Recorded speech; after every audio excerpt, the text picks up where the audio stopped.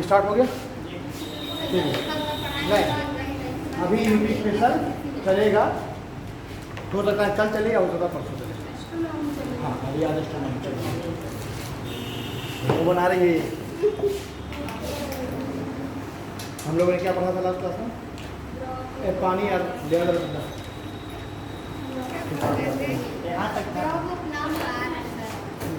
सर्वाधिक दिन तकांतर वाला ग्रह बुध है। ठीक है,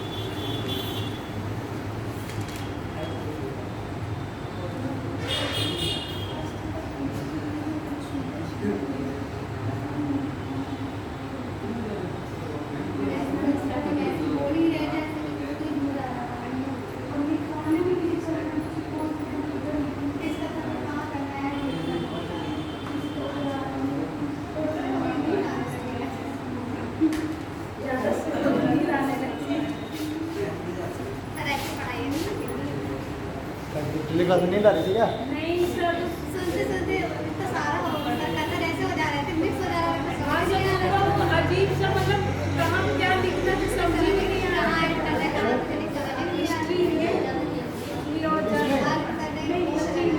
हिस्ट्री है, मुझे लगा मेरे पिछली क्लास में आपके नींद आ रही थी।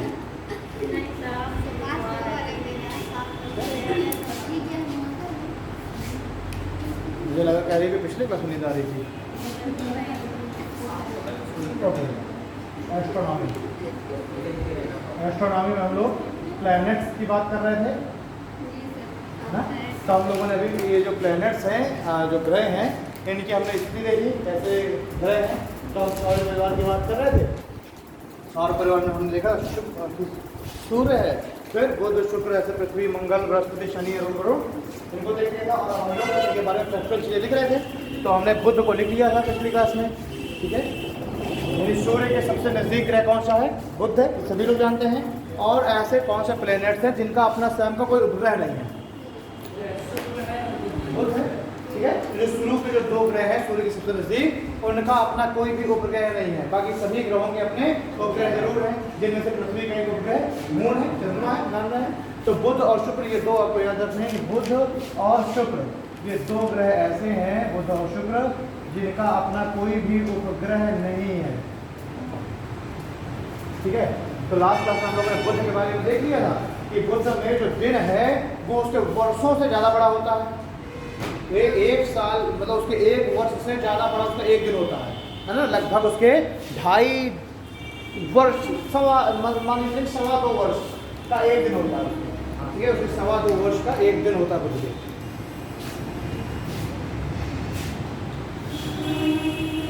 ओके, अब थोड़ा सा कहाँ अभी तक कहीं बैठे थे? याद कर दे सर, आ जाता जाओ। बुध की बात हो गई थी। हम बात कर रहे हैं बृहस्पति के बारे में। अगला पॉइंट लिखिए, अगला पॉइंट लिखो। जैसे जिस तरह पॉइंट आप जिस तरह पॉइंट बनाते हुए चलते हो ना, ये लिख दिया है हमने कि ये क्या लिखा हुआ है? बुध। हाँ ठीक है। इसके बाद अगला ऐसे ही पॉइंट बताइए। जैसे अभी आप पॉइंट बनाते हुए चल रहे हैं वैसे ही पॉइंट लिखिए। देखो, बृहस्पति का की घूर्णन गति, बृहस्पति की घूर्णन गति सर्वाधिक है। बृहस्पति की घूर्णन गति सर्वाधिक है और ये 10 घंटे में अपने अक्ष पर एक चक्कर लगा लेता है और 10 घंटे में एक घूर्णन पूरा कर लेता है या अपने अक्ष पर एक चक्कर लगा लेता है। जैसे पृथ्वी अपने अक्ष पर 24 घंटे में चक्कर लगा रही है ना, बृहस्पति अपने अक्ष पर 10 घंटे में चक्कर लगा रहा है। यानी कि पृथ्वी पर एक जो दिन है वो 24 घंटे का होता है और बृहस्पति में एक दिन कितने घंटे का होगा? 10 घंटे का। ठीक है। तो बृहस्पति की घूर्णन गति सबसे तेज है और वो अपने अक्ष पर 10 घंटे में पूरा घूम जाता है, एक दिन 10 घंटे का है। अगला स्टार लिखिए, बुध को खड़ा ग्रह कहते हैं, बुध को खड़ा ग्रह कहते हैं, बता रहा हूँ ना, बुध को खड़ा ग्रह कहते हैं क्योंकि इसका अक्षीय झुकाव 0 डिग्री है। यह पृथ्वी का अपने अक्ष पर अक्षीय झुकाव कितना है, 23.5 डिग्री ना, बुध का अक्षीय झुकाव कितना है, 0 डिग्री। तो बिल्कुल इसको क्या कहते हैं, खड़ा ग्रह कहते हैं। बुध को खड़ा ग्रह कहते हैं क्योंकि इसका अक्षीय झुकाव 0 डिग्री है। नेक्स्ट वन लिखिए, अरुण को लेटा ग्रह कहते हैं, लेटा ग्रह, अरुण को लेटा ग्रह कहते हैं क्योंकि इसका अक्षीय झुकाव 97 डिग्री है। अरुण को लेटा ग्रह कहते हैं क्योंकि इसका अक्षीय झुकाव 97 डिग्री है। नेक्स्ट वन लिखिए, अरुण को लेटा ग्रह कहते हैं क्योंकि इसका अक्षीय झुकाव 97 डिग्री है। नेक्स्ट वन लिखिए, शुक्र को उल्टा ग्रह कहते हैं, उल्टा ग्रह, शुक्र को उल्टा ग्रह कहते हैं क्योंकि इसका अक्षीय झुकाव 177 डिग्री है। शुक्र को उल्टा ग्रह कहते हैं क्योंकि इसका अक्षीय झुकाव 177 डिग्री है।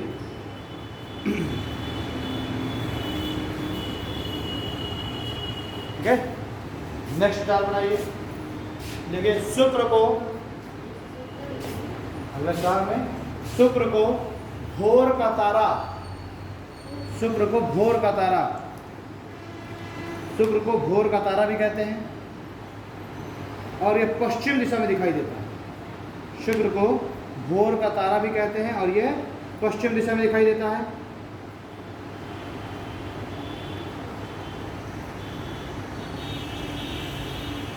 ठीक है, इसी में लिखिए आगे, शुक्र को भोर का तारा कहते हैं और पश्चिम दिशा में दिखाई देता है। ये लिखिए, सुबह या शाम को, सुबह या शाम के तारे के रूप में, सुबह या शाम के तारे के रूप में शुक्र हमें इसलिए दिखाई देता है, सुबह या शाम के तारे के रूप में शुक्र हमें इसलिए दिखाई देता है क्योंकि यह सबसे चमकीला ग्रह है। इसको भी अंडरलाइन कर लेना क्योंकि यह सबसे चमकीला ग्रह है, क्योंकि यह सबसे चमकीला ग्रह है। और ऐसी स्थिति में यहाँ से प्रकाश का परावर्तन होता है, और ऐसी स्थिति में यहाँ से प्रकाश का परावर्तन होता है, और ऐसी स्थिति में यहाँ से प्रकाश का परिवर्तन होता है, और यह पृथ्वी से अधिक दृष्टिगत होता है, और यह पृथ्वी से अधिक दृष्टिगत होता है।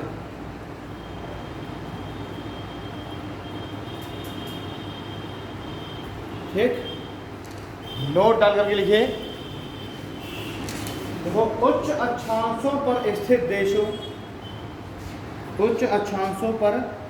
देशों में आकाश की स्वच्छता के कारण, उच्च अक्षांशों में स्थित देशों में आकाश की स्वच्छता के कारण,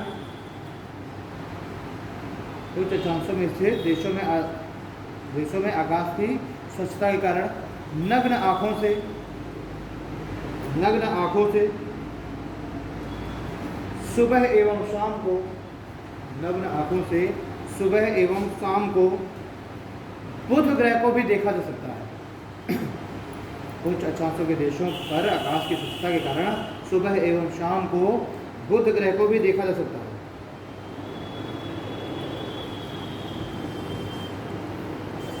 ठीक है, तो हमारे यहाँ तो शुक्र ही देखा जाता है, लेकिन जो उच्च अक्षांशों पर स्थित देश है वहाँ पर जब मौसम साफ होगा, आकाश में कुछ साफ होगा, तो उस समय बुध को भी हम देख सकते हैं बिना टेलीस्कोप के, सीधे अपने आंखों से ही। ठीक है, नेक्स्ट स्टार बना के देखिए। बुध और शुक्र को, शुक्र एवं पृथ्वी को ट्विन सिस्टर्स भी कहते हैं। शुक्र एवं पृथ्वी को ट्विन सिस्टर या जुड़वा बहनें भी कहते हैं,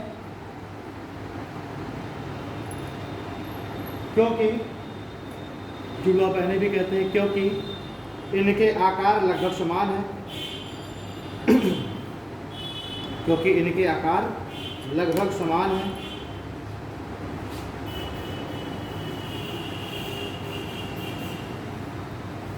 ठीक है, इनके आकार लगभग समान है। 12,756 किलोमीटर है पृथ्वी का व्यास और इसका जो है 12,704। नेक्स्ट स्टार बना के लिखिए। देखिए पृथ्वी सदृश ग्रह, पृथ्वी सदृश ग्रह मतलब पृथ्वी जैसा दिखने वाला ग्रह। पृथ्वी सदृश ग्रह मंगल को कहते हैं। पृथ्वी सदृश ग्रह मंगल को कहते हैं। पृथ्वी सदृश ग्रह मंगल को कहते हैं क्योंकि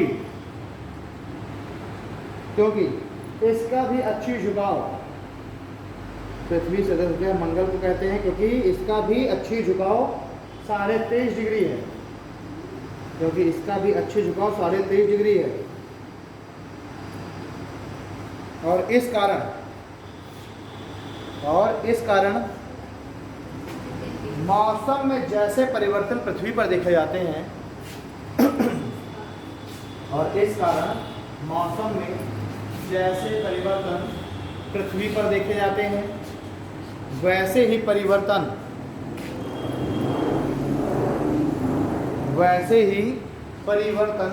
मंगल पर भी देखे जाते हैं। वैसे ही परिवर्तन मंगल पर भी देखे जाते हैं। ठीक है, और एक सुनो, शुक्र को प्रेशर कुकर जैसा ग्रह भी कहते हैं। क्या कहते हैं? शुक्र को प्रेशर कुकर जैसा ग्रह। क्योंकि भाई क्यों प्रेशर कुकर जैसा ग्रह कहेंगे? इतनी ज़्यादा कार्बन डाइऑक्साइड भी गर्म हो जाता है वो, तो कैसा क्या है उसको कह रहा है? प्रेशर कुकर जैसा है ना शुक्र को, है ना। तो उसको वहीं पे जहाँ शुक्र को लिखा था हमने सबसे जब गीला गए वहीं पे लिख लेना चाहिए था वैसे तो पॉइंट आउट बना के लिखना हो लिख लो ना।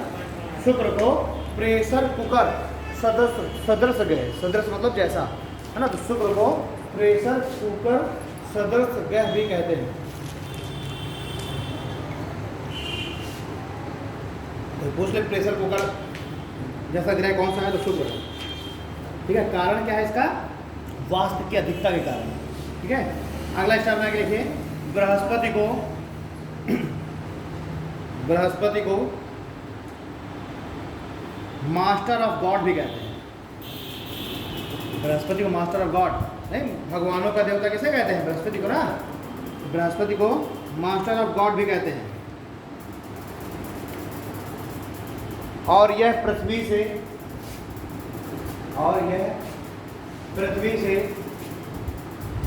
आकार में लगभग 10 गुना बड़ा, और यह पृथ्वी से आकार में लगभग 10 गुना बड़ा है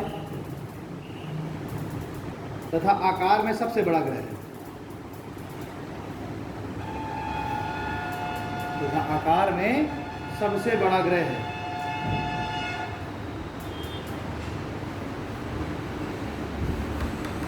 ठीक है, अगला स्टेप। मास्टर और भगवानों का देवता बृहस्पति कहते हैं ना, इसका नहीं पूछते नहीं बृहस्पति को, तो हम बृहस्पति पूजा नहीं करते हैं बृहस्पति को। हाँ, और गुरु शनि को भी, लेकिन शनि से ज़्यादा बृहस्पति को गुरु माना जाता है ना देवताओं का। नहीं बोले बृहस्पति की पूजा होती है मंगलवार को, और क्या करते हैं? तो बृहस्पति को देवताओं का गुरु माना जाता है, देवता गुरु बृहस्पति को। और उसी के नाम से हमने बृहस्पति ग्रह का नाम रखा, जुपिटर का नाम। फिर तो हमने उसको जो ग्रह है उसको किसको डिवोटी कर दिया है? बृहस्पति भगवान को। जैसे शनि ग्रह को डिवोटी किया आपने शनि भगवान को, मंगल को, तो मंगल ग्रह शांति की हम पूजा करते हैं, मंगल देव की। शनि की शांति की पूजा करते हैं, शनि देव की। ठीक है, शनि ग्रह भारी तुम्हारा पूजा के तेल चढ़ा हुआ शनि देव की। तो शनि देव का ग्रह किसको मान जाएगा? शनि ग्रह को। और बृहस्पति भगवान का ग्रह किसको मान जाएगा? बृहस्पति ग्रह को। ठीक है, ऐसे शुक्र भी होता है, शुक्र ग्रह भी मान लिया गया शुक्र। ठीक, और शुक्र को माना गया है शुक्राचार्य ना शुक्र। ठीक है, तो उसको माना गया है देवताओं का गुरु। बृहस्पति को भगवान का गुरु और शुक्र को देवताओं का गुरु। शुक्र तुम्हारा बहुत भारी है, तो जितने ग्रह हैं उससे हमने क्या कर दिए, उसको हमने संबंधित कर लिया। ठीक, बुध की पूजा की जाती है, मंगल की भी की जाती है, शुक्र की भी, बृहस्पति की भी, शनि की भी, ये सभी ग्रहों के साथ की पूजा होती है ना। और प्रत्येक देवता को इनसे रिलेट कर दिया। सूर्य की भी हम पूजा कर रहे हैं, है ना। तो इस तरीके से तो बृहस्पति को क्या कहते हैं, ठीक है, मास्टर ऑफ गॉड कहते हैं। ओके, ठीक है, प्रेशर कुकर सदस्य हो गया, बृहस्पति हो गया मास्टर ऑफ गॉड। ठीक है, ठीक है, ये आकार में लगभग 10 गुना है और सबसे बड़ा है, हाँ, सभी ग्रहों से बड़ा है। नेक्स्ट पॉइंट देखिए, शुक्र को इस तरह शुक्र को भी मास्टर ऑफ डेविल्स, जाइंट्स ना बोलेंगे, वो जाइंट्स में होगा दैत्या का, है ना। तो शुक्र को दैत्यों का गुरु, मास्टर ऑफ डेविल्स, शुक्र को दैत्यों का गुरु कहते हैं। अगला पॉइंट लिखिए, अगला स्टार लिखकर, बृहस्पति को मिनी सोलर सिस्टम भी कहते हैं, बृहस्पति को मिनी सोलर सिस्टम भी कहते हैं, बृहस्पति को मिनी सोलर सिस्टम भी कहते हैं, क्योंकि इसके 69 उपग्रह हैं, मतलब इतने ज़्यादा इसके उपग्रह हैं कि इसको मिनी सोलर सिस्टम कहा जाने लगे। बृहस्पति को मिनी सोलर सिस्टम कहते हैं क्योंकि इसके 69 उपग्रह हैं। ठीक है, अगला स्टार बना के लिखिए, पृथ्वी को नीला ग्रह भी कहा जाता है, पृथ्वी को नीला ग्रह कहा जाता है और यह सबसे कठोर ग्रह है। पृथ्वी को नीला ग्रह कहा जाता है और यह सबसे कठोर ग्रह है, और यह सबसे कठोर ग्रह है। ठीक है, लिखिए, पृथ्वी का घनत्व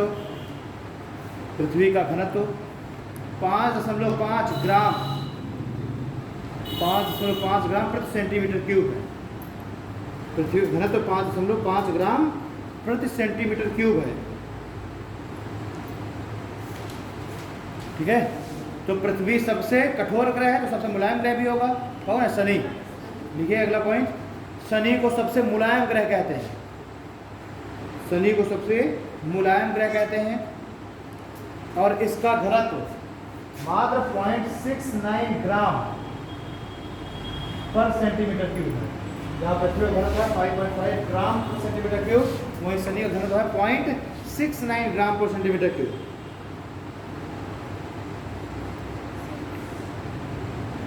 ठीक है, 0.69 ग्राम पर सेंटीमीटर क्यूब। ठीक है, अगला पॉइंट लिखे, शनि को रिंग प्लैनेट भी कहते हैं, रिंग प्लैनेट।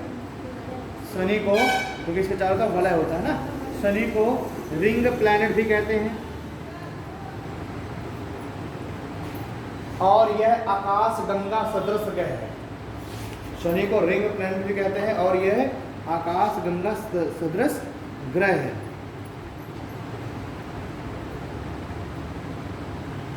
ठीक है, ऐसा इसमें पाए जाने वाले छल्लों के कारण, ऐसा इसे इसके छल्लों के कारण, ऐसा इसे इसके छल्लों के कारण कहा जाता है।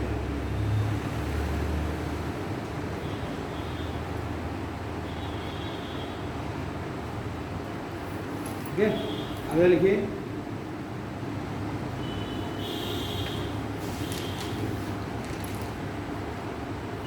ठीक, नेक्स्ट वन लिखिए, देखो, बृहस्पति को ओबलेट, OBLATE, बृहस्पति को ओबलेट प्लेनेट, OBLATE, बृहस्पति को ओबलेट प्लेनेट भी कहते हैं और ऐसा इसे, बृहस्पति को ओबलेट प्लेनेट भी कहते हैं और ऐसा इसे इसके ध्रुव चपटे होने और ऐसा इसे इसके ध्रुव चपटे होने और विषुवत क्षेत्र के उभरे होने के कारण कहते हैं। और ऐसा इसे इसके ध्रुव चपटे होने और विषुवत क्षेत्र उभरा होने के कारण कहते हैं। ठीक है। और ऐसा इसे इसके ध्रुव चपटे होने और विषुवत क्षेत्र उभरा होने के कारण कहते हैं। फुल स्टॉप लगे लिखिए, ऐसी स्थिति बनने के कारण ही, ऐसी स्थिति बनने के कारण ही इसका घूर्णन सर्वाधिक तीव्र होता है। बताया था ना मैंने, सबसे तीव्र घूर्णन करता है। और ऐसी आकृति बनने के कारण यह अत्यधिक तीव्र घूर्णन करता है, इसका घूर्णन अत्यधिक तीव्र है।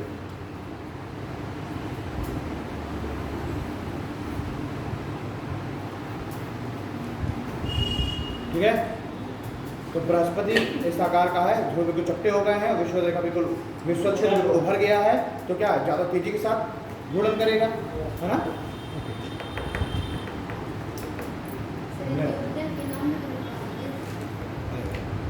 ठीक है।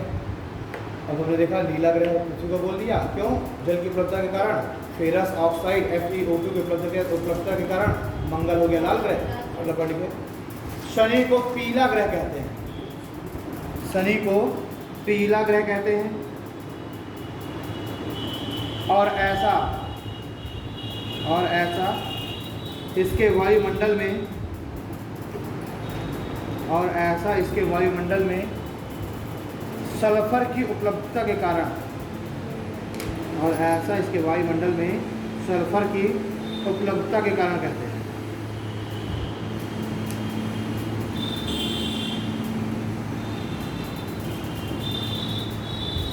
ठीक है। नेक्स्ट पॉइंट लिखे, अगला स्टार, अरुण एवं वरुण को, यूरेनस और नेपच्यून को, अरुण एवं वरुण को हरा ग्रह कहते हैं। ये थोड़े ब्लू और थोड़े ग्रीन कलर के दिखाई देते हैं। अरुण और वरुण को हरा ग्रह कहते हैं, हरा ग्रह कहते हैं। और ऐसा इसमें ऊपर से मीथेन के कारण है।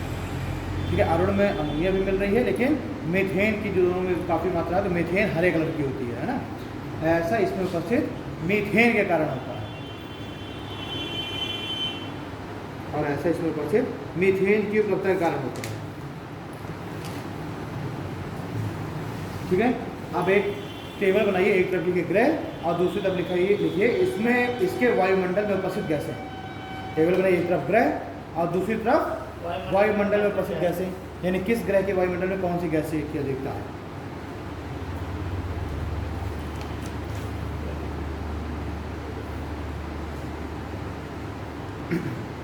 ठीक है। ग्रह और वायुमंडल में उपस्थित प्रमुख गैसें, पहला लिखिए बुध। बुध में इधर गैसों की तरफ लिखिए ऑक्सीजन 40%, 42%, ऑक्सीजन 42%। तो सबसे ज़्यादा ऑक्सीजन है, ऑक्सीजन 42%।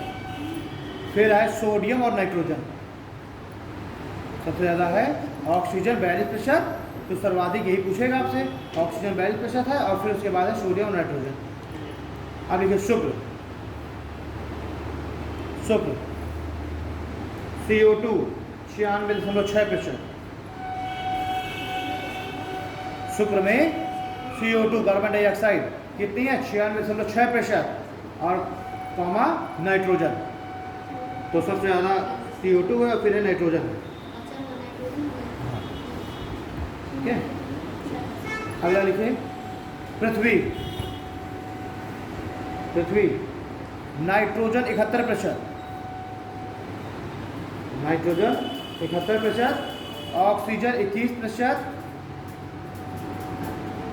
ऑक्सीजन 21%, और फिर कॉमा करके आर्गन और आर्गन कॉमा कार्बन डाइऑक्साइड कम मात्रा में है। ठीक है। फिर अगला मंगल,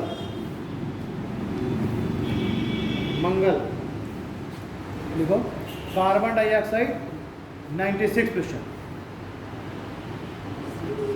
हाँ इसमें भी है, बस ये है कि ये जो है दूरी के कारण ये ज़्यादा गर्म नहीं हो रहा है ना, तो इसीलिए तो इसमें ऑक्सीजन की खोज की जा रही है कि ऑक्सीजन मिल जाए। ऑक्सीजन इससे होती उपलब्धता तो हम मंगल में रहना चालू कर देते। कार्बन डाइऑक्साइड देखिए शुक्र क्या है, शुक्र में भी ज़्यादा है, मंगल में भी ज़्यादा है। अंतर क्या है, शुक्र सूर्य के नज़दीक है तो ज़्यादा वो क्या प्राप्त कर ले रहा है, ज़्यादा उसमें कार्बन डाइऑक्साइड उस गर्मी को ज़्यादा सोख रही है तो बिल्कुल गर्म हो जा रहा है। मंगल की दूरी दूर है सूर्य से, तो वहाँ तक जो सूर्य की किरणें हैं वो इतना ज़्यादा सूर्य तक लेके ले जा पा रही हैं, तो मंगल भी गर्म, कार्बन डाइऑक्साइड उसमें भी, इसलिए जीवन की हम उसमें वो ढूंढ रहे हैं कि जीवन है कि नहीं भाई। अगर क्योंकि अगर ऑक्सीजन वहाँ पर इतना ज़्यादा ऑक्सीजन होता है ना, तो हम क्या करते हैं, कोई जितना करें रहना चालू कर देते। अब वहाँ पर ये ढूंढ रहे हैं कि पॉसिबिलिटी कितनी है ऑक्सीजन की, ठीक। तो अभी तक जो भी रिसर्च निकले उसमें सबसे ज़्यादा उसमें भी कार्बन डाइऑक्साइड है और फिर आर्गन है और कुछ मात्रा में ऑक्सीजन है, ठीक है, और नाइट्रोजन भी है, चारों में। तो सबसे ज़्यादा कार्बन डाइऑक्साइड लगभग 95 to 96%, फिर आर्गन, फिर नाइट्रोजन, फिर ऑक्सीजन, ठीक है। नेक्स्ट है बृहस्पति। बृहस्पति में सबसे ज़्यादा है हाइड्रोजन 90%, इसलिए बृहस्पति सबसे बड़ा आकार होने के कारण भी सबसे हल्का ग्रह भी कहलाता है, क्योंकि हाइड्रोजन सबसे हल्की गैस होती है ना। तो बृहस्पति में हाइड्रोजन 90% और हीलियम, हाइड्रोजन और हीलियम, ठीक है। फिर लिखिए शनि में भी हाइड्रोजन है लगभग 95%। मैंने आपको बताया था कि ये जो लास्ट के जो चारों ग्रह हैं गैसियस ग्रह कहलाते हैं, बताया था क्यों बताया था, उसमें 90, इसमें लगभग 95%। इसमें लेकिन अन्य जो गैसें हैं वो जिससे ज़्यादा भारी है ना कंपेरिजन में, उसमें क्या है कि उसमें सारी हल्की हल्की गैसें हाइड्रोजन और हीलियम है, और इसमें क्या है कि हाइड्रोजन है और उसके अलावा और भी ज़्यादा गैसें हैं, ठीक है, उन गैसों का घनत्व ज़्यादा है, ठीक। तो शनि में क्या है, शनि में हो गया आपका हाइड्रोजन 95%, दूसरे नंबर पर लिखिए आर्गन, हीलियम और नाइट्रोजन, ठीक है। फिर देखो अरुण हाइड्रोजन 83%, अरुण हाइड्रोजन 83%, 83, ठीक है। और फिर हीलियम, और फिर आता है वरुण में भी हाइड्रोजन है 80%, और फिर बाकी है हीलियम।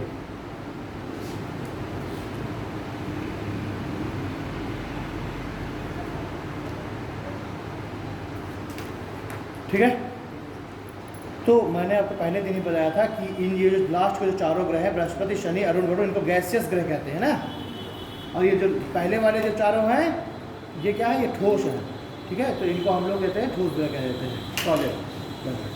अब सही करिए ग्रहों का घटता क्रम, ग्रहों को घटते क्रम में अरेंज करिए, ठीक है। ग्रहों का घटता क्रम, हाँ, ग्रहों का आकार में घटता है, नहीं पड़ेगा, ग्रहों का आकार में घटता क्रम, ठीक है। सबसे बड़ा कौन है आकार में, बृहस्पति है आकार में सबसे बड़ा, छोटा नहीं पूछ रहा है ना। तो ग्रहों का आकार में घटता क्रम सबसे बड़ा बृहस्पति के बाद शनि के बाद अरुण, फिर दिखते चलो अरुण, फिर वरुण के बाद पृथ्वी के बाद उसकी जुड़वा है शुक्र के बाद मंगल, और फिर है बुध। ग्रहों का घटता क्रम आकार के आधार पर, ठीक।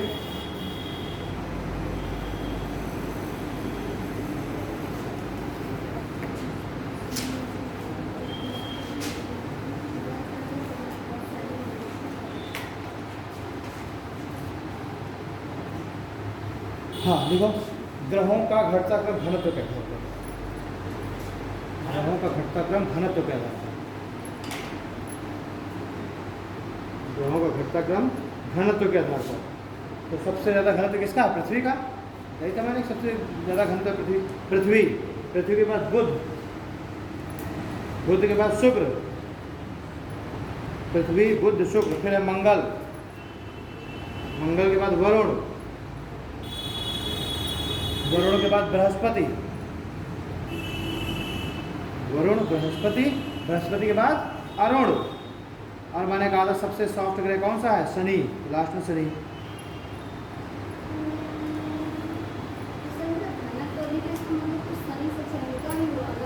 क्या चाहिए? शनि तो हल्का, हाँ शनि हल्का है, ठीक है। एक मतलब शनि क्या है कि देखिए जो इसके साइज के अकॉर्डिंग में क्या किया जा रहा है कि साइज बृहस्पति का बड़ा है और शनि से काफ़ी बड़ा है, तो अगर उसका हम साइज और उसके वेट में कंपेयर करें तो वो ज़्यादा हमें हल्का समझ में आता है ना। अगर उसके हम साइज और वेट में अगर हम उसके रेशियो में निकालें, और शनि क्या साइज में छोटा है इसलिए वो हल्का है, ठीक। तो अगर हम साइज के अकॉर्डिंग देखें तो ये सबसे बड़ा वही है। घनत्व तो हो गया।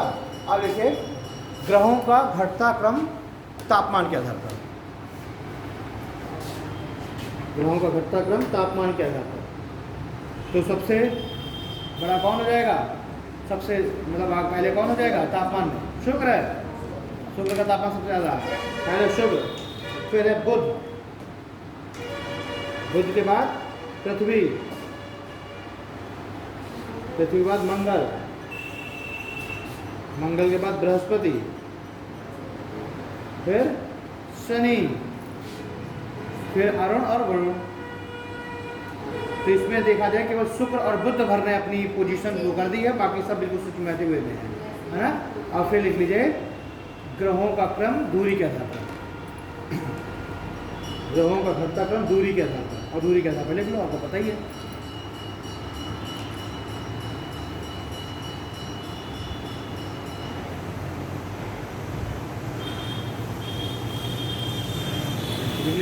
बुध, शुक्र, पृथ्वी, मंगल, बृहस्पति, शनि, अरुण, वरुण।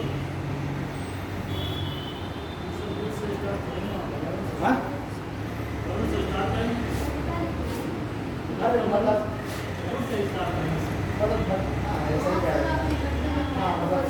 मतलब एक सूर्य से दूरी के सही कह रहे हो, बढ़ता का दूरी का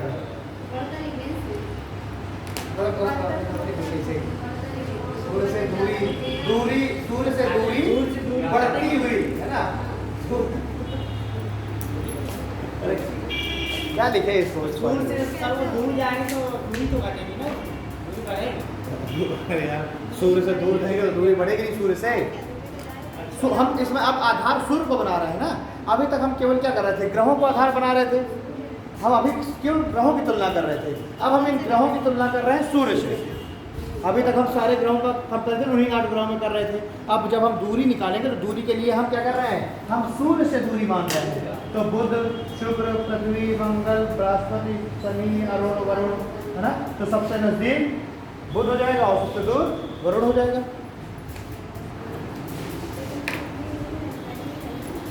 सूर्य से दूरी का क्रम ऐसे लिख लो ना, केवल सूर्य से दूरी का क्रम, सूर्य से दूरी का क्रम बढ़ते क्रम में, सूर्य से दूरी बढ़ते क्रम में। हाँ ये सही है, ग्रहों की सूर्य से दूरी बढ़ते क्रम में।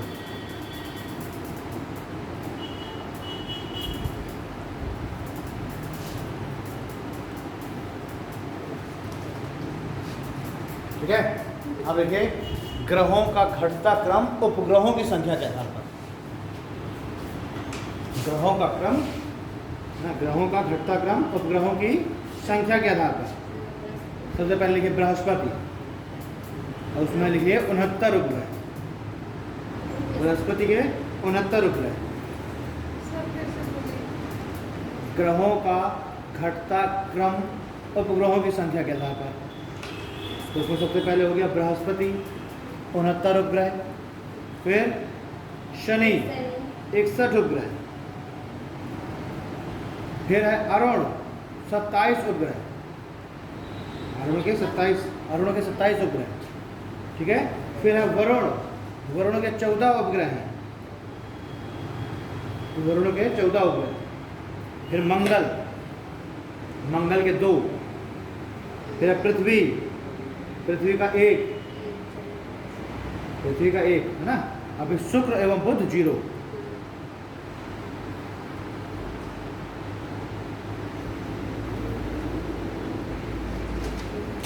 ठीक है ना। है डाल लीजिए उपग्रह। उपग्रह 2 तरीके के हैं, एक कृत्रिम और एक प्राकृतिक। तो प्राकृतिक ऐसे खगोलीय पिंड हैं जो कि एक निश्चित मार्ग में ग्रहों की परिक्रमा कर रहे हैं, और कृत्रिम क्या होते हैं जो हम भेजते हैं और वो भी ग्रहों की परिक्रमा कर रहे हैं। ठीक है, तो सर ये उपग्रह की संख्या लिखी तो कैसे नेचुरल है ना? और क्या, ये नेचुरल वाले हैं। ठीक है, अननेचुरल तो फिर भारत सबसे आगे निकल जाएगा, बस भारत कह रहा हूँ, सॉरी, पृथ्वी सबसे आगे निकल जाएगी।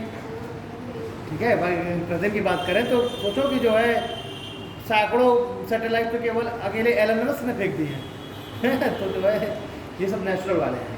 ओके, हाइड लिखना है उपग्रह, लिखिए उपग्रह ऐसे खगोलीय पिंड हैं उपग्रह ऐसे ठोस आकार के खगोलीय पिंड हैं। उपग्रह ऐसे ठोस आकार के खगोलीय पिंड हैं जो किसी ग्रह का परिक्रमण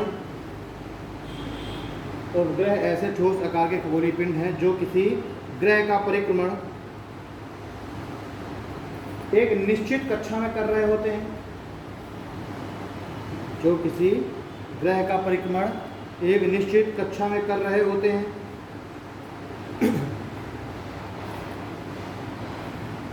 ठीक है, फुल स्टॉप लगा के लिखिए। उपग्रहों का परिक्रमण, उपग्रहों का परिक्रमण ग्रहों की गुरुत्वाकर्षण शक्ति का परिणाम होता है। उपग्रहों का परिक्रमण ग्रहों की गुरुत्वाकर्षण शक्ति का परिणाम होता है। उपग्रहों का परिक्रमण ग्रहों की गुरुत्वाकर्षण शक्ति का परिणाम होता है। ठीक है, तो जो ग्रहों का जो गुरुत्वाकर्षण बल है वही क्या कि वह उपग्रहों को बांधे हुए हैं और उपग्रह अपनी कक्षा को छोड़ के दूसरे के नहीं जा पा रहे, उसी की कक्षा में घूम रहे हैं क्योंकि ग्रहों का गुरुत्वाकर्षण बल को खींचे है। और यही जो चीज़ है यही स्पष्ट होती है बुध और शुक्र में, क्योंकि बुध और शुक्र सूर्य से ज़्यादा नजदीक है, तो सूर्य का जो गुरुत्वाकर्षण बल है बुध और शुक्र से ज़्यादा हो जा रहा है, तो क्या कर ले रहा है, इनके इसके उपग्रहों को सूर्य ने खींच लिया अपने अंदर। ठीक है, पैराग्राफ चिन्ह करके लिखिए। बुध एवं शुक्र के पास उपग्रह की मौजूदगी नहीं है। बुध एवं शुक्र के पास उपग्रह की मौजूदगी नहीं है। उपग्रह की मौजूदगी नहीं है, जो इस बात को बताती है कि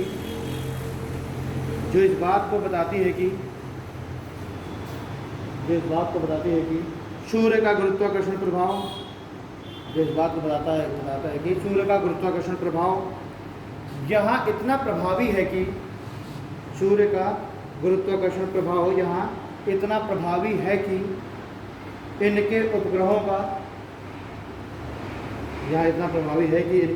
का विकास ही नहीं हो सका। इनके उपग्रहों का विकास ही नहीं हो सका। ठीक है, इसलिए बुध और शुक्र में हमें कोई भी उपग्रह नहीं दिख रहा है क्योंकि बुध और शुक्र का गुरुत्वाकर्षण सूर्य से कम है ना। सूर्य का गुरुत्वाकर्षण बल ज़्यादा प्रभावी है इस क्षेत्र में, है ना, ज़्यादा प्रभावी सूर्य का ग्रेविटेशनल फोर्स। तो जो भी सेलेस्टियल बॉडी होगी उसको सूर्य क्या कर लेगा, खींच लेगा अपनी तरफ, और ये बुध सूर्य के अच्छे से बाहर निकल के चले जाएंगे। ठीक, अब लिखिए कुछ प्रमुख उपग्रह जिनमें सबसे पहला है गैनीमेड, GANYMADE, गैनीमेड। कुछ प्रमुख उपग्रह, सौर मंडल के कुछ प्रमुख उपग्रह है ना, अलग अलग ग्रहों के उपग्रह हैं जो इम्पोर्टेंट। पहला है गैनीमेड, GANYMADE, गैनीमेड। ठीक, गैस करके लिखिए बृहस्पति का उपग्रह, गैनीमेड, GANYMADE, गैनीमेड बृहस्पति का उपग्रह। अब ब्रैकेट में लिख लेना सबसे बड़ा उपग्रह। तो गैनीमेड सबसे बड़ा उपग्रह है। ठीक है, दूसरा लिखिए टाइटन, डैश करके शनि। टाइटन किसका उपग्रह है, शनि का। ठीक है, अगला है मिरिंडा, MIRINDAH, मिरिंडा किसका है, अरुण का।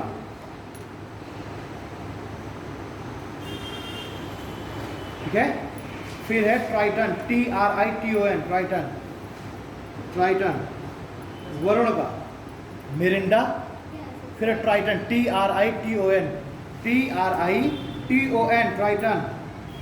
तो मिरिंडा हो गया अरुण का और ट्राइटन है TRITON, ट्राइटन वरुण का।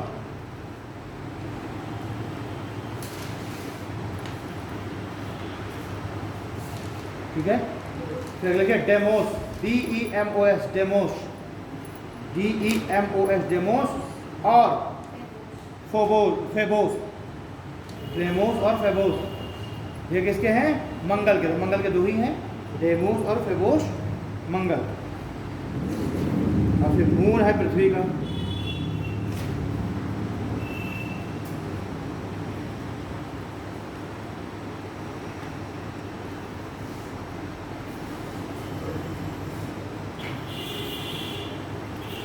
ठीक है,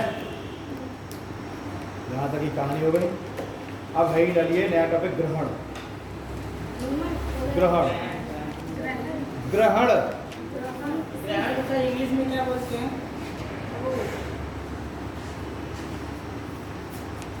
कुछ बोलते हैं। हाँ तो बोलता है ये है। नहीं यार,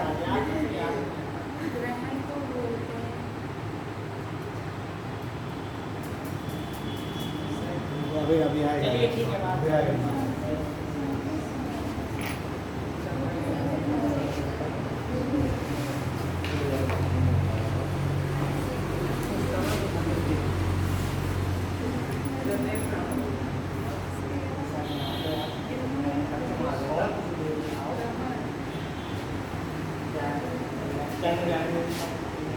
अब देखिए ग्रहण दो तरीके से होता है।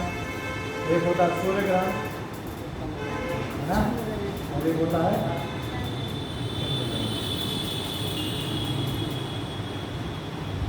देखो जरा,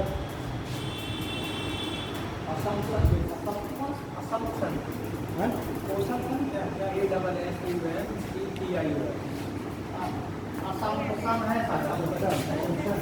सोलर एसम्पशन, हाँ एसम्पशन, सोलर एसम्पशन एंड मूनर एसम्पशन।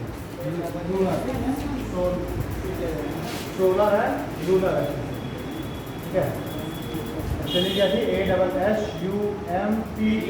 एसम्पशन, ठीक। तो सोलर एसम्पशन और लूनर एसम्पशन, तो एक तो होता है सूर्य ग्रहण, दूसरा होता है चंद्र ग्रहण। सूर्य ग्रहण हमेशा, अच्छा अगर देखें हम तो देखिए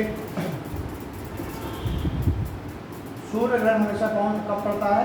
सूर्य ग्रहण हमेशा जब भी होगा अमावस्या होगा, और चंद्र ग्रहण हमेशा होगा पूर्णिमा को।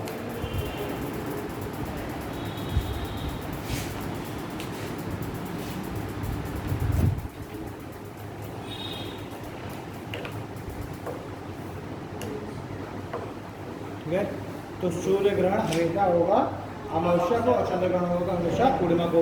और जो सूर्य ग्रहण है ये जो है पूरे साल में मिनिमम 12 बार होता है,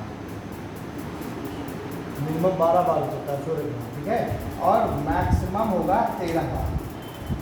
सेम यही चीज़ चंद्र ग्रहण भी मिनिमम 12 बार और मैक्सिमम 13 बार, ठीक। तो मैंने बताया कि ये जो है नॉर्मल होने वाले फिनोमिना है सूर्य ग्रहण चंद्र ग्रहण।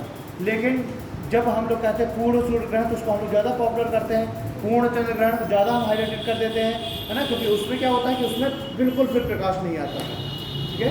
तो ये होगा सूर्य ग्रहण चंद्र ग्रहण। सर आपने बोला था कि जैसे महीने में 2 बार वो तो अमावस्या पूर्णिमा है जी, तो हर अमावस्या को थोड़ा, जो हर अमावस्या हर पूर्णिमा को थोड़ा सूर्य ग्रहण चंद्र ग्रहण पड़ेगा। मैंने कहा जब भी सूर्य ग्रहण होगा वो अमावस्या को ही पड़ेगा, जब भी सूर्य ग्रहण पड़ेगा कब पड़ेगा? अमावस्या को पड़ेगा। और जब भी चंद्र ग्रहण पड़ेगा वो पूर्णिमा को पड़ेगा, ठीक है। तो मिनिमम 12 बार हो सकता है और मैक्सिमम क्या हो सकता है? 13 बार हो सकता है, ठीक है। कराई पैराग्राफ चेंज कर दीजिए। देखो ग्रहण का तात्पर्य,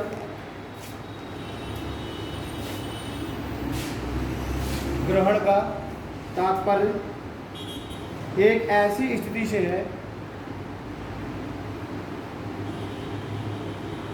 ग्रहण का तात्पर्य एक ऐसी स्थिति से है जब सूर्य, ग्रहण का तात्पर्य एक ऐसी स्थिति से जब सूर्य, चंद्रमा तथा पृथ्वी, ग्रहण का तात्पर्य एक ऐसी स्थिति से है जब सूर्य, चंद्रमा तथा पृथ्वी तीनों एक सीधी रेखा में आ जाते हैं। ग्रहण का तात्पर्य एक ऐसी स्थिति से है जब सूर्य, चंद्रमा, पृथ्वी तीनों एक सीधी रेखा में आ जाते हैं, ठीक है। एक चीज ये जरा समझ लो कि कि हर महीने में प्रत्येक जो मंथ है, इस मंथ में माना जाएगा कि ये पूर्णिमा है, अमावस्या है, 14 दिन 14 दिन, यानी हर महीने एक पूर्णिमा ना हो गई, ये बात मैं भी याद है, और हर महीना एक अमावस्या नहीं हो गई, ठीक है ना। तो इसीलिए हर अमावस्या को सूर्य ग्रहण होता है। सुनिए, हाँ, हर अमावस्या को सूर्य ग्रहण रहता है। और हर, लेकिन देखिए एक सूर्य ग्रहण भी कई तरीके से है ना, जहाँ जिस सूर्य ग्रहण को हम ज़्यादा तवज्जो देते हैं वो जो पूर्ण वाला होता है, उसको फिर वो ज्योतिष वगैरह वो सब वो मानते हैं। देखिए अगर अमावस्या को देता, अभी तो उसमें कहा है कि मिनिमम 12 और मैक्सिमम 13, क्योंकि एक कभी कभी क्या होता है जैसे मतलब क्योंकि हम देख भी रहे हैं कि कुछ घंटे हर साल एक्स्ट्रा होते चले जाते हैं ना, तो ऐसे ऐसे करके हर 4 साल में हम देखते हैं एक दिन बढ़ गया, तो ऐसे करके कभी किसी साल में क्या होता है, अमावस्या हो सकता है एक एक्स्ट्रा बढ़ गई, तो मैक्सिमम कितने हो जाएंगे 13 और मिनिमम कितने हो सकते हैं 12।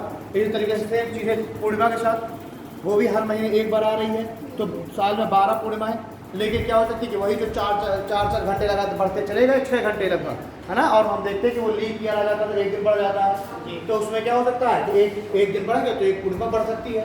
तो एक पॉसिबिलिटी क्या है कि एक साल में हो सकता है 13 पूर्णिमा हो जाए, नहीं। तो सूर्य ग्रहण हमेशा क्या होता, कभी हमेशा क्या होगा कि वही कंडीशन आती है, बस ये कि पूर्ण नहीं होता सूर्य ग्रहण चंद्र ग्रहण। और जब भी इन 12-13 में से जब भी एक या दो पूर्ण हो गए तो उसको हम लोग ज़्यादा मानते हैं ये है सूर्य ग्रहण, ठीक।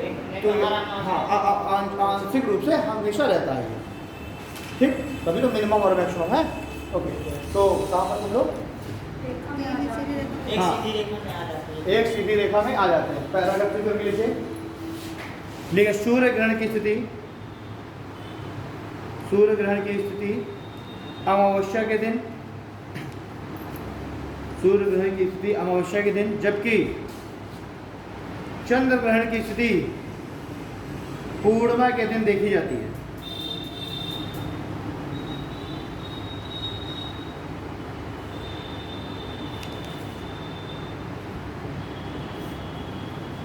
ठीक है, जबकि चंद्र ग्रहण पूर्णिमा के दिन चंद्र ग्रहण की स्थिति देखी जाती है, ठीक। आगे लिखिए, पैराग्राफ से करके लिखिए, चूंकि चंद्रमा के परिक्रमण पथ का झुकाव, चूंकि चंद्रमा के परिक्रमण पथ का झुकाव निरंतर बदलता रहता है, चूंकि चंद्रमा के परिक्रमण पथ का झुकाव निरंतर बदलता रहता है, परिक्रमण पथ का झुकाव निरंतर बदलता रहता है, इस कारण प्रत्येक महीने की पूर्णिमा को, इस कारण प्रत्येक महीने की पूर्णिमा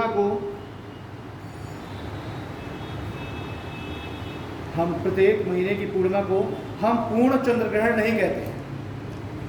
इस कारण प्रत्येक महीने की पूर्णिमा को हम पूर्ण चंद्र ग्रहण नहीं कहते। स्थिति वही है, वो आएगा बीच में हमेशा, लेकिन क्या है कि उसका झुकाव बदल रहा है। तो झुकाव बदल रहा है तो क्या होगा कि हर बार पूर्ण चंद्र ग्रहण हमको दिखाई देगा, जबकि स्थिति तो हर पूर्णिमा की वही होगी, हर पूर्णिमा में वही स्थिति होगी, ठीक है। लेकिन क्या है कि झुकाव में परिवर्तन के कारण हर पूर्णिमा पूर्ण चंद्र ग्रहण नहीं होती। जब भी झुकाव क्या हो जाएगा, बिल्कुल ऐसे हो जाएगा कि हाँ क्या कर रहा हूँ, मतलब पूर्ण रूप से ये एक सीधी रेखा में नहीं आते होंगे। वही बस यही तो मैं तुम्हें बताना चाह रहा हूँ, जैसे वही तो कह रहा हूँ कि ये पूर्ण रूप से सीधी रेखा में नहीं आते हैं। ये जब भी ये तीनों पूर्ण रूप से सीधी रेखा में आ गए तो सूर्य ग्रहण और चंद्र ग्रहण की स्थिति हो जाएगी। जबकि एक रेखा में तो ये हर पूर्णिमा अमावस्या को आएंगे। तो इस तरह तो हर पूर्णिमा और अमावस्या को ही क्या होना चाहिए, पूर्ण चंद्र ग्रहण होना चाहिए। लेकिन इनके जो परिक्रमण का झुकाव है वो बदलता रहता है, इसलिए पूर्ण सूर्य ग्रहण चंद्र ग्रहण की स्थिति नहीं आ पाती। और जब भी साल में 3 से 4 बार ऐसी स्थिति आ जाती है कि ये बिल्कुल एक सीधी रेखा में आते हैं तो सूर्य ग्रहण चंद्र ग्रहण हो जाता है। तो इसलिए आप देखिए साल में 3 से 4 ही बार हम लोग केवल सुनते हैं कि सूर्य ग्रहण पड़ गया, जबकि ऐसी स्थिति तो हर महीने ही आती है, ठीक। तो चूंकि चंद्रमा का जो अक्ष है अपने परिक्रमा पथ लगातार बदलता रहता है, इसलिए हर महीने पूर्णिमा होने के बावजूद भी पूर्ण चंद्र ग्रहण नहीं होता, ठीक है। आगे लिखिए, एक वर्ष में पूर्णिमा तथा अमावस्या की कुल संख्या, एक वर्ष में पूर्णिमा तथा अमावस्या की कुल संख्या 24 या 25 होगी। एक वर्ष में पूर्णिमा तथा अमावस्या की कुल संख्या 24 या 25 होती है। परंतु 24 से 25 होती है, परंतु ग्रहण की कुल संख्या, पूर्णिमा और अमावस्या की कुल संख्या तो 24 से 25 होती है। और अगर ये हर पूर्णिमा अमावस्या को एक सीधी रेखा पर आते होते तो ये चंद्र ग्रहण सूर्य ग्रहण में 24 से 25 ही होते। लेकिन ये चूंकि एक सीधी रेखा पर नहीं आ पा रहा है, इसलिए एक साल में ग्रहण कितने हो रहे हैं? 4 से 7, 4 से लेकर 7 तक। ठीक है, तो कहाँ पर समझो पूर्ण ग्रहण 24 से 25 होती है, परंतु ग्रहण की कुल संख्या, हाँ, पर पूर्ण ग्रहण की कुल संख्या लिखो, पर पूर्ण ग्रहण की कुल संख्या अधिकतम 4 से 5 तक होती है। परंतु पूर्ण ग्रहण की कुल संख्या अधिकतम 4 से 7, पूर्ण ग्रहण की कुल संख्या 4 से 7 के मध्य होती है। ठीक है, अब भाई डालो सूर्य ग्रहण।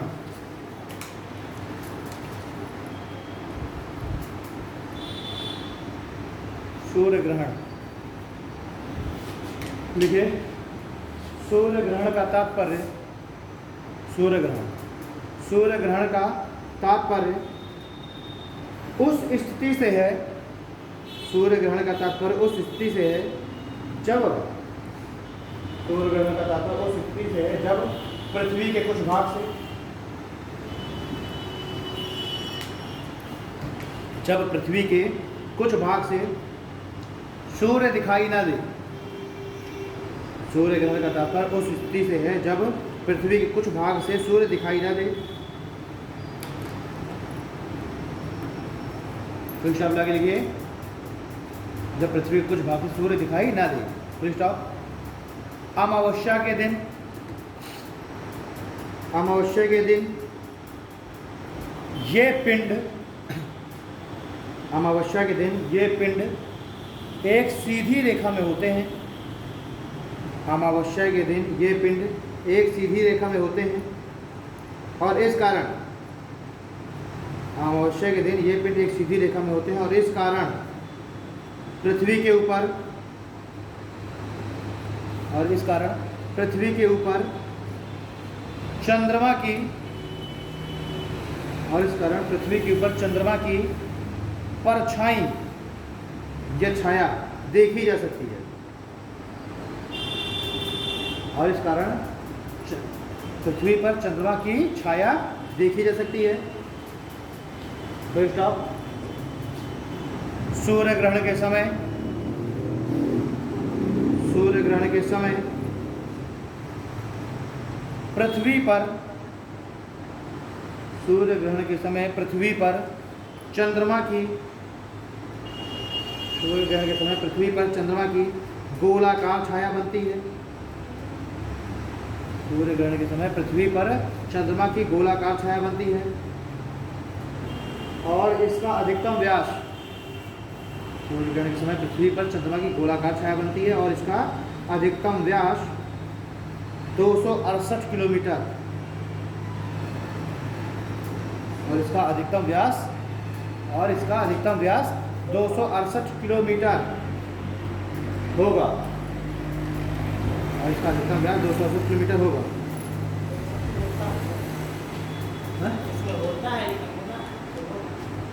अरे होगा या होता है एक ही चीज़ है।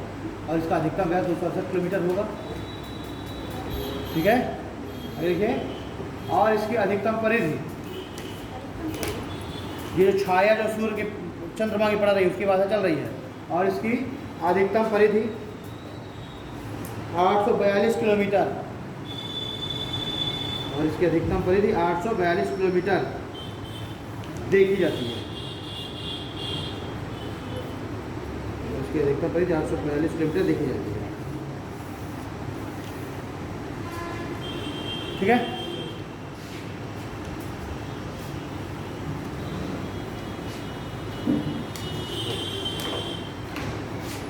ये है सन, ये है मून, है ना, और ये है अर्थ।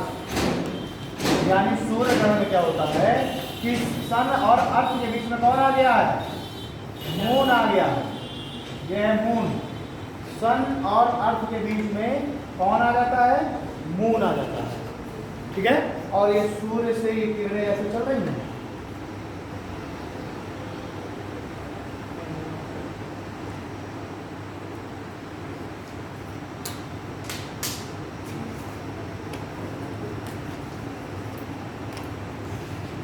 देखिए ये किरण गई, यहाँ से रिफ्लेक्ट होकर के किरण यहाँ चली गई सूर्य का प्रकाश। ठीक है, यहाँ चला गया सूर्य का प्रकाश। लेकिन एक चीज आप देखिए, ये वाला जो यहाँ पर जो हिस्सा है, इसका जो परछाई है वो कहाँ बनेगी? वो यहाँ पर बनेगी अर्थ। तो यहाँ और यहाँ से तो हमें सूर्य दिख रहा है, लेकिन जो लोग यहाँ रह रहे हैं उनको सूर्य दिखाई नहीं देगा। तो सूर्य तो तभी दिखाई देगा ना जब उसकी प्रकाश आके हमको दिखाई देगा, तब हम सूर्य दिखाई देगा। तो सूर्य का प्रकाश आया, यहाँ से रिफ्लेक्ट होकर के हम देख रहे हैं ऐसे निकल रहा है। ठीक है, ऐसे आकर के ये वाले किरण ऐसे जा रही है, ये किरण ऐसे जा रही है, यहाँ से आकर रिफ्लेक्ट होकर ये आ रहा है। तो यहाँ और यहाँ पर तो हमें क्या होगा? सूर्य दिखाई देगा। ठीक, लेकिन जो लोग यहाँ पर रह रहे हैं उनको सूर्य दिखाई नहीं देगा, क्योंकि मून आ चुका है बिल्कुल सामने। और मून की जो परछाई है, ये परछाई कहाँ बन रही है? अर्थ पर बन रही है। यही मैंने बताया, यही व्यास और परिधि अधिकतम जो मैंने लिखा है। ठीक है, इस तरीके से क्या है, इसी जब चंद्रमा का जो शैडो हमारे ऊपर पड़ता है अर्थ के ऊपर, तो शैडो ब्लैक कलर का होगा ना, परछाई होगी ना, तो हमें क्या लगेगा कि बिल्कुल जो है, और बिल्कुल गोलाकार परछाई पड़ती है। चंद्रमा गोलाकार है ना, तो गोलाकार हमें परछाई पड़ेगी, उसी को हम कहते हैं सूर्य ग्रहण। सूर्य ग्रहण मतलब उसके सामने चंद्रमा आ गया। अब हमको अगर पृथ्वी से हमें सूर्य नहीं दिख रहा तो इसका मतलब क्या है? सूर्य। ठीक है, तो दिन में भी क्या हो जाएगा? जो लोग यहाँ पर रह रहे हैं उनको दिन में भी रात का एहसास होगा। भाई चंद्रमा ऐसे घूमते घूमते घूमते घूमते आया दिन में। भाई चंद्रमा पृथ्वी तो दिन रात घूम रहे हैं ना एक दूसरे के चारों तरफ। ऐसा ना दिन में घूमना बंद करे, दिन में केवल सूर्य पृथ्वी पर आमने सामने है, वो तो लगातार घूम रहे हैं। तो अब ये घूमते घूमते जब चंद्रमा पृथ्वी के बिल्कुल सामने आ गया, बीचों बीच चंद्रमा के सन के अर्थ के बीचों बीच आ गया, तो उसने प्रकाश को अवरुद्ध कर लिया ना पृथ्वी पर पड़ने देने से। और जब प्रकाश को अवरुद्ध कर लिया, यहाँ पर प्रकाश पड़ रहा है, तो स्वाभाविक सी बात है चंद्रमा की परछाई पड़ेगी पृथ्वी पर, है कि नहीं पड़ेगी? चंद्रमा की परछाई पृथ्वी पड़ी, तो यहाँ पर हमें दिन में भी क्या हो गया? परछाई की वजह से रात का एहसास होने लगा, और हमें समय तो हमने कह दिया सूर्य ग्रहण। लेकिन यह किनारे किनारे पर सूर्य का क्या होने लगता है? कभी कभी प्रकाश दिखने लगता है, तो रिंग जैसा एक प्रकाश दिखने लगता है, रिंग। बीच में नहीं दिख रहा सूर्य, लेकिन हमें यहाँ से रिंग जैसा दिखाई देने लगता है। ठीक, तो वो भी कंडीशन लास्ट ईयर ही ऐसा बना था कि हमें केवल एक गोला दिख रहा था सूर्य का। ठीक है, अब देखिए कभी कभी क्या होता है कि ये है सन और मून जो है, मून क्या कर ले? सन को पूरी तरीके से ढक ले।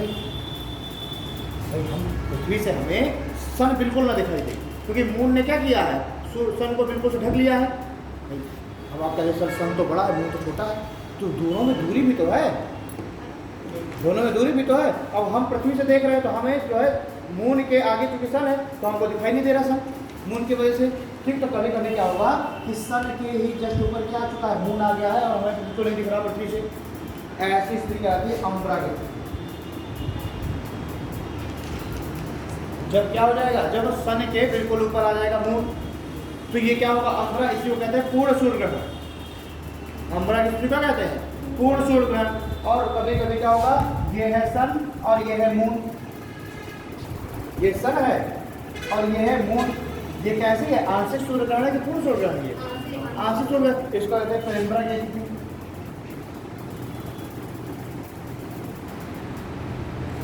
कहते हैं पेनिम्बरा की स्थिति।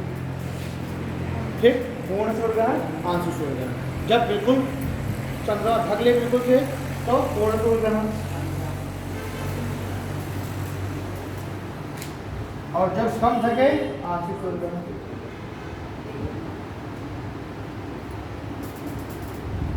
उसको बना लो, एक लाइन लिख लेना। सूर्य ग्रहण की स्थिति में चंद्रमा, सूर्य ग्रहण की स्थिति में चंद्रमा सूर्य और पृथ्वी के मध्य आ जाता है।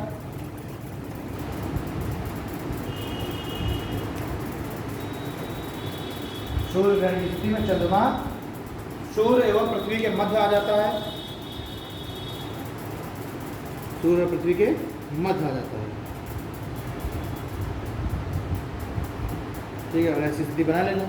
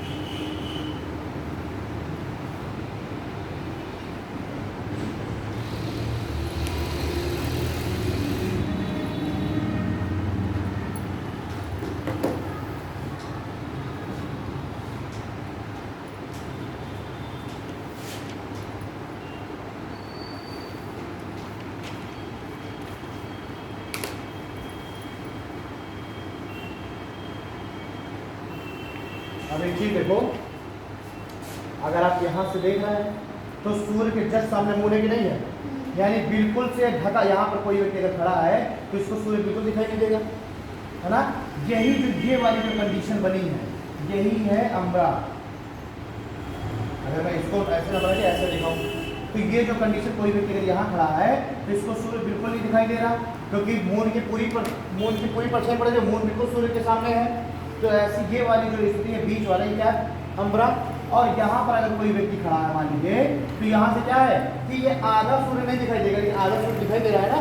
कोई व्यक्ति यहाँ खड़ा है, जो करो तो ये मून का यहाँ तक का ढक रखा है, तो आधा सूर्य नहीं दिखाई दे रहा, लेकिन आधा दिखाई दे रहा है। तो ये वाली और ये वाली कंडीशन है पेरम्बरा की।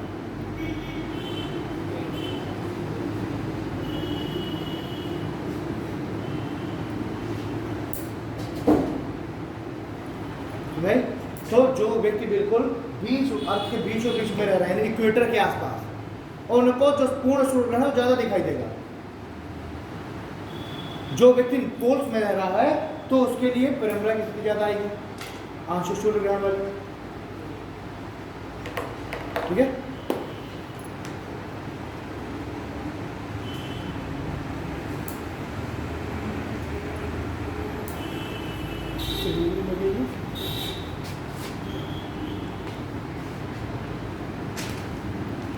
चलो मिलेंगे अब कल की क्लास में।